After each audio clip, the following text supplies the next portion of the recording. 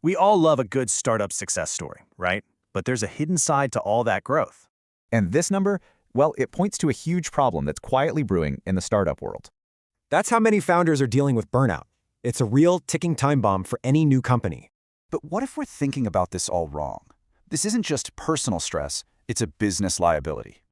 See, when you're growing super fast, these invisible costs start piling up right under the surface. There's a name for this: non-financial debt. Think leadership overload, a crumbling culture, and, of course, burnout.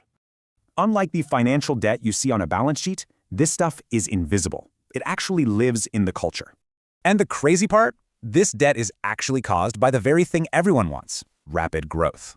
It really breaks down into two key paths: the complexity of your operations and the complexity of your people. So first, let's talk operations. When revenue goes through the roof, your systems can start to crack. You know, what worked for a small team of 20 just completely falls apart when you suddenly hit 200. Okay, then you've got the social complexity that comes from hiring. This brings a whole different set of problems. That tight-knit vibe you started with, it can get lost. Suddenly, simple communication gets a lot harder. So the big question is, how do you actually manage this debt? Well, the good news is, you can. For founders, it really starts with you.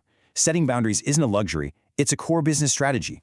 Exactly. Burnout is not some badge of honor. It's a huge red flag that something is really wrong. And for the entire organization, you need systems in place to track the company's health from the inside.